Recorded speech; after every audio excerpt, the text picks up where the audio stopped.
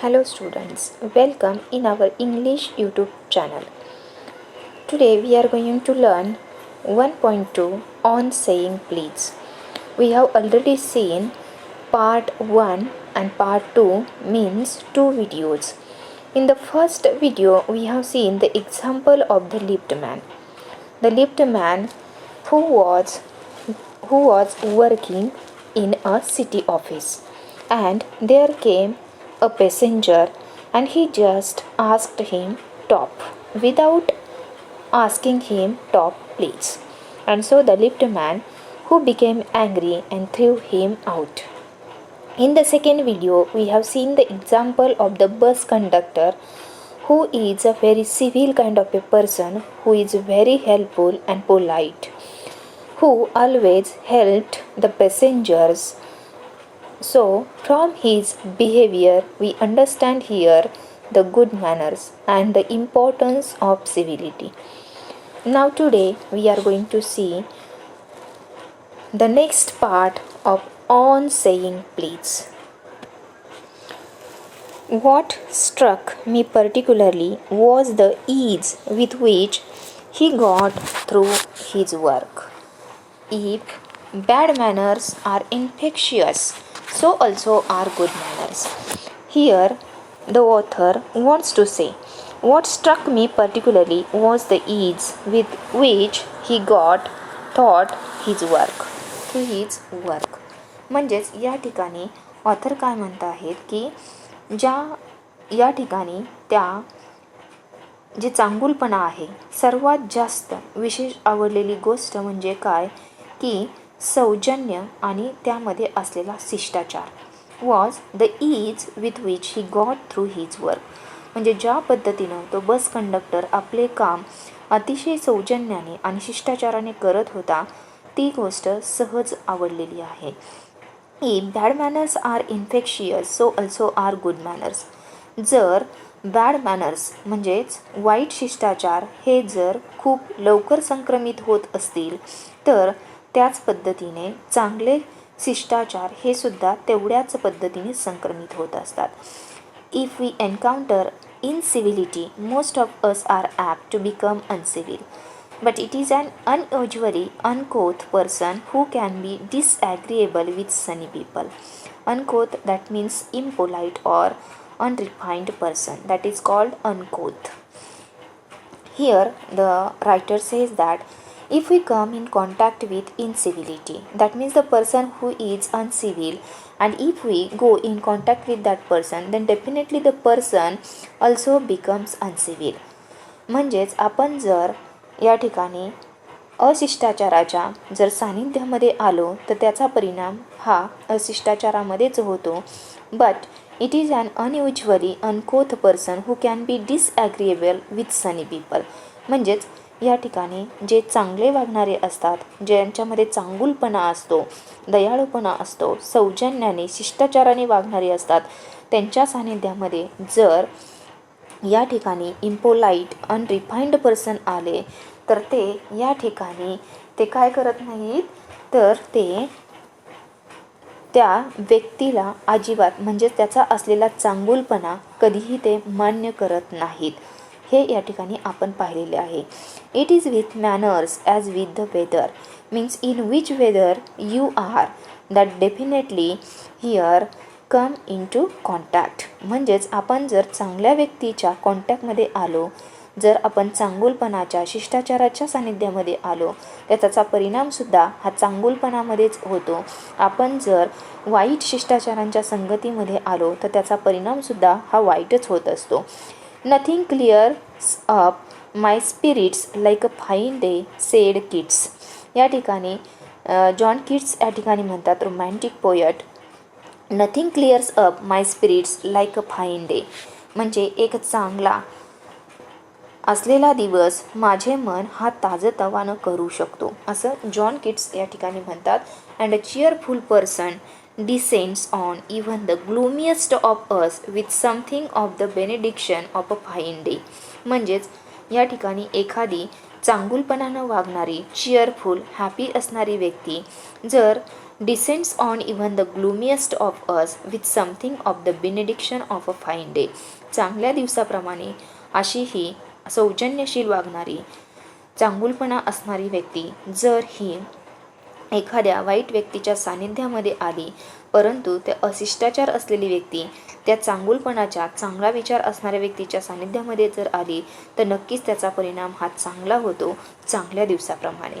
And so it was always fine weather on the polite conductor's bus, and his own civility, his conciliatory address and good humoured bearing infected his passengers. आणि हीच गोष्ट या ठिकाणी लेखक त्या कंडक्टरच्या बाबतीमध्येही सांगतात.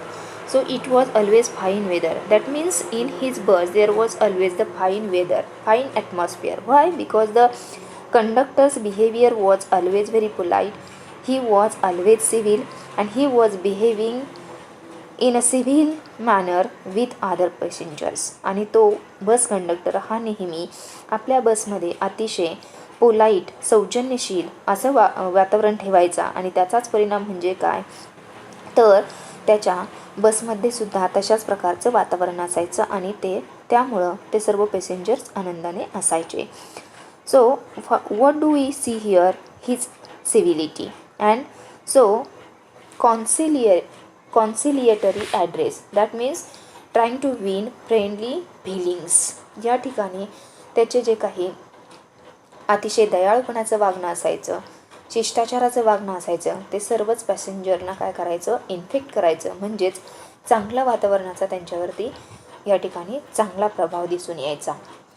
In lightening their spirits he lightened his own task. His gaiety was not a wasteful luxury but a sound investment.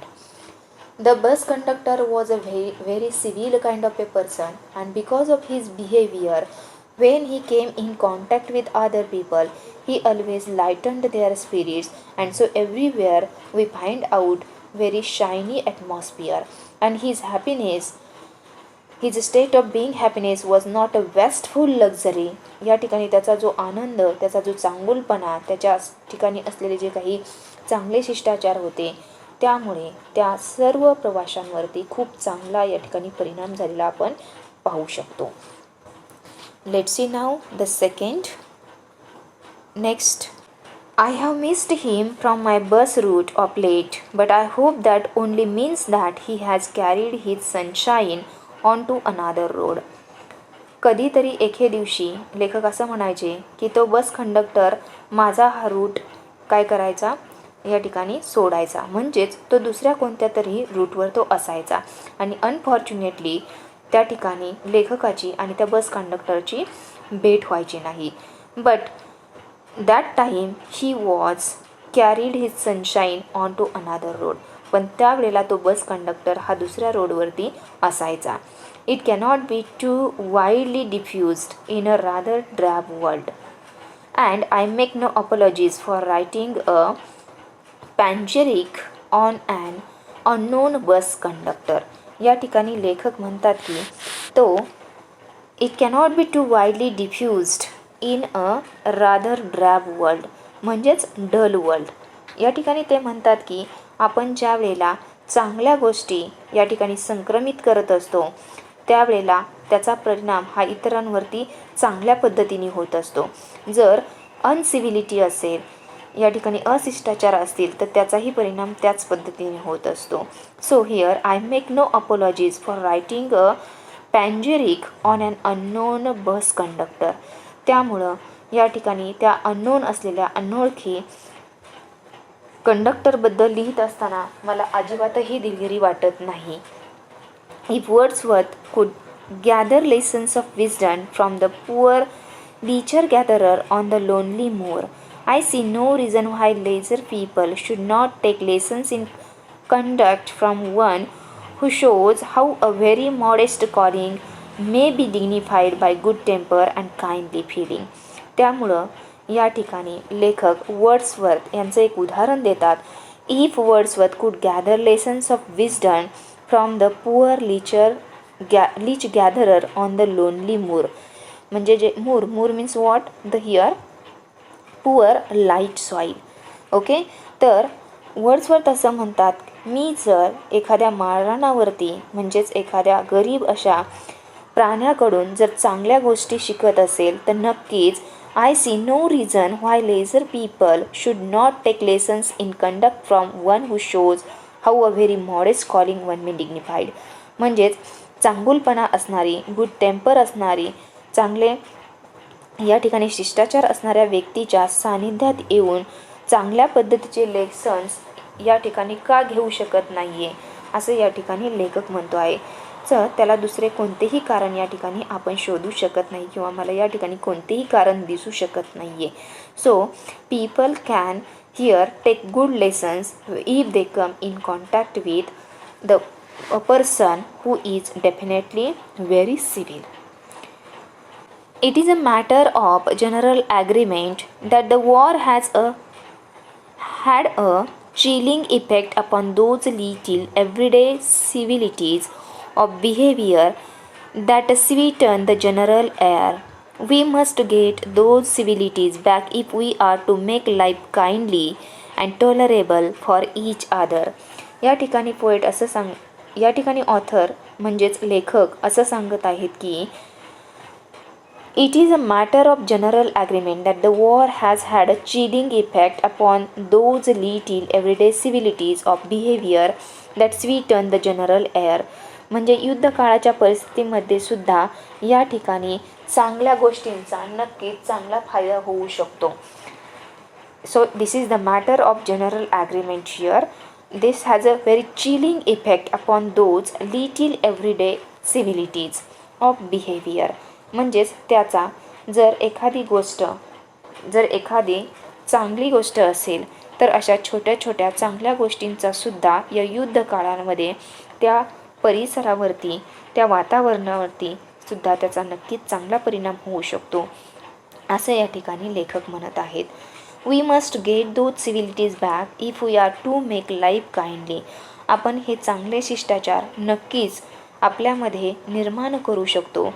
But for that, if we are to make life kindly, पण त्यासाठी आपण आपलं जीवन हे अतिशय दयाळूपणाने and tolerable for each other म्हणजेच अतिशय सहनशीलतेने दुसऱ्यांसाठी काय केलं पाहिजे, बहाल केलं पाहिजे. म्हणजेच आपण ज्या पद्धतीने वागतो त्याच पद्धतीने आपण दुसऱ्यांना या ठिकाणी हे करत असतो.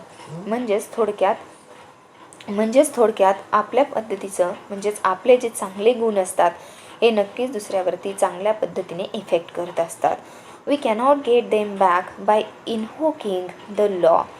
Means all these kinds of civilities or all kinds of a good manners we cannot get back by invoking the law. म्हणजेच चांगल्या ज्या गोष्टी असतात, चांगुलपणा असतो, नम्रपणा जी असते, त्या सर्व गोष्टी आपण कायद्याच्या मार्फत कधीही या ठिकाणी मिळवू शकत नाही, टू कॉल अपॉन करू शकत नाही आहे. The policeman is a necessary symbol and the law is a necessary institution for a society that is still somewhat lower than the angels. Policeman हा अत्यंत आवश्यक असलेला एक समाजाचा घटक आहे. त्याचप्रमाणे कायदा हा सुद्धा एक अतिशय महत्त्वाची असलेली संस्था आहे. कुणासाठी तर ते समाजासाठी. So from law and from policeman here these we can here get lower than the angels. That means here what do the writer says, the policeman is a necessary symbol and the law is a necessary institution for a society that is still somewhat lower than the angels. या ठिकाणी लेखक असं म्हणतात की policeman आणि कायदा हे अत्यंत महत्त्वाचे असलेले एक समाजाचे घटक आहेत. So later he wants to say that what lower than the angels. म्हणजेच ते त्या ठिकाणी जर चांगुलपणा म्हणजे चांगले शिष्टाचार आणि जे काही पोलाइटनेस आहे तो जर आपल्याला आणायचा असेल तर त्यासाठी आपण सुद्धा अतिशय शिष्टाचारानं वागलं पाहिजे. What lower than the angels म्हणजेच या ठिकाणी that lower than the angels means what is given there from some thou hast made him man a little lower than the angels. Here it means less than perfect. What means that? Less than perfect. But the law can only protect us against material attack. आपल्याला कायदा हा फक्त भौतिक अशा अटॅकपासून वाचवू शकतो. Nor will the lift man's way of meeting moral affront by physical violence help us to restore the civilities. म्हणजेच या ठिकाणी कायद्याचा आपल्याला कशासाठी संरक्षण मिळू शकतं, तर भौतिक असे काही अटॅक असतात ते आपण यामधून वाचवू शकतो. But not the thing like the liftman's way of meeting moral affront, means that insulting kind of a behavior. Here we can't get any kind of a protection from law when there is the physical violence if not given there. म्हणजेच physical violence जर त्या ठिकाणी नसेल तर कुठल्याही प्रकारचा आपल्याला कायद्याचं संरक्षण या ठिकाणी मिळत नाही. आपल्याला कायद्याचं संरक्षण जर पाहिजे असेल तर त्यासाठी काय आहे, तर ते फक्त physical violence. For a material attack, we don't get any kind of a protection here. So by physical violence here help us to restore the civilities. I suggest to him that he would have had a more subtle and effective revenge if he had treated the gentleman who would not say please with elaborate politeness. म्हणून या ठिकाणी लेखक असं म्हणतात की मी तुम्हाला या ठिकाणी एक सजेस्ट करू इच्छितो that he would have had a more subtle and effective revenge. त्याला अतिशय चांगल्या पद्धतीनं आपला सूड उगवता आला असता if he had treated the gentleman who would not say please with here elaborate politeness. म्हणजेच सभ्यपणाचा शिष्टाचाराचा वापर करून he would have taken the revenge upon that passenger if he here behaved in that manner with the help of politeness. He would have had the victory not only over the boor, म्हणजेच त्याला या ठिकाणी याचा फायदा म्हणजेच त्या लिफ्टमॅनचा या ठिकाणी त्याला स्वतःवरती विजय मिळवला असता. नॉट ओन्ली ओव्हर द बूर म्हणजेच त्याला फक्त आपल्या या अशा उद्धट तो जो पॅसेंजर त्याच्याबरोबर अतिशय उद्धटपणाने वागलेला असतो त्या उद्धटपणावरतीच फक्त त्याला विजय मिळवता आला नसता, but the victory over himself म्हणजेच स्वतःवरती सुद्धा विजय मिळवता आला असता. And that is the victory that counts. आणि या विजयाचा या ठिकाणी या विजयाची आपण या ठिकाणी नोंद करू शकतो. The polite man may lose the material advantage. आणि त्या पोलाईट मॅनला या ठिकाणी त्याचं या ठिकाणी नक्कीच भौतिक फायदा हा कधीच मिळाला नसता. But he always has the spiritual victory. परंतु आत्मिक जो विजय आहे तो नक्कीच त्याला हा या ठिकाणी मिळालेला असता. Means here the writer wants to say that the polite man may not be got here the material advantage but he has got the spiritual victory. नक्कीच त्याला आत्मिक समाधान किंवा आनंद किंवा विजय या ठिकाणी मिळवता आला असता. I comment to the liftman a story of Chesterfield. त्यासाठी या लेखक या ठिकाणी चेस्टरफील्ड यांची एक गोष्ट सांगत आहेत. Chesterfield was the Lord Chesterfield who was born in 1694 and died in 1773. He was the English statesman, author and patron of letters. Okay, now what does he want to say through Chesterfield? Let's see. In his time the London streets were without the pavements of today. त्यावेळेला लंडनमध्ये जे रस्ते होते तेथे म्हणजेच रस्त्यांच्या बाजूला कुठल्याही प्रकारचे पेवमेंट्स नव्हते. And the man who took the wall had the driest footing. आणि त्यामुळं व्यक्ती चिखलात पाय भरू नयेत म्हणून या ठिकाणी भिंतींच्या बाजूने चालायचा. I never give the wall to a scoundrel said a man who met Chesterfield one day in the street. एके दिवशी चेस्टरफील्ड रोडने चालत असताना त्यांना एक व्यक्ती भेटतो आणि तो व्यक्ती I never give the wall to a scoundrel. तो व्यक्ती त्या ठिकाणी म्हणतो की मी कधीही माझा चालण्याचा रोड हा इतरांना देत नाही. म्हणजेच नेहमीच ते कशामधून चालतात तर त्या असलेल्या भिंतीच्या बाजूने म्हणजेच जेणेकरून त्यांचे पाय हे चिखलात भरायचे नाही. I always do sed Chesterfield stepping with a बो इन टू द रोड. परंतु चेस्टरफील्ड त्याला असं म्हणतात की मी नक्कीच या ठिकाणी रोडवरून चालत असताना दुसऱ्यांना नेहमीच वाट करून देतो आणि मी या ठिकाणी चिखलामध्ये पाय या ठिकाणी ठेवतो. म्हणजेच त्यावेळेला चेस्टरफील्ड यांनी त्या व्यक्तीला भिंतीच्या बाजूने चालण्यासाठी जागा दिलेली आहे आणि स्वतः मात्र आपले पाय चिखलात या ठिकाणी माखून घेतलेले आहेत. I hope the liftman will agree that his revenge was much more sweet than if he had plunge the fellow in to the mud. मला असं या ठिकाणी वाटतं, रायटर म्हणतात की तो लिफ्टमॅन कदाचित if you will be agree here that his revenge was much more sweeten. म्हणजेच त्याचा जो रिव्हेंज होता, त्याचा जो बदला होता, सूड घेण्याची जी पद्धत होती ती खूपच या ठिकाणी चांगल्या पद्धतीनं झाली असती जर त्यानं चेस्टरफील्ड यांच्या पद्धतीनं त्या व्यक्तीला पोलाइटली किंवा सिव्हिलिटीने उत्तर दिलं असतं तर. म्हणजेच या ठिकाणी what does the author wants to say here, writer लेखकांना या ठिकाणी असं म्हणायचं आहे की आपल्याला जर इतरांना धडा शिकवायचा असेल तर तो आपण चांगल्या पद्धतीने नक्कीच शिकवू शकतो आणि त्याचा परिणाम हा नक्कीच चांगला होऊ शकतो. I hope that you have understood the whole lesson. I have told here the example I have given here the example of the liftman. Later we have seen the example of the bus conductor, through which we have seen the importance of civility. If we come in contact with civility, definitely the person be also civil. If the person comes in contact with uncivility, then what happens with that? Because of incivility, here the person also remains incivil. So that we have seen. Later we have seen the example of Chesterfield, and at the end Alfred George Gardiner says that the liftman will have agreed that, means if he behaved like the Chesterfield, then definitely there will be a sweetened result, or his revenge was much more sweet than if he had flung the fellow into the mud. Now we stop here. Bye bye. Thank you very much.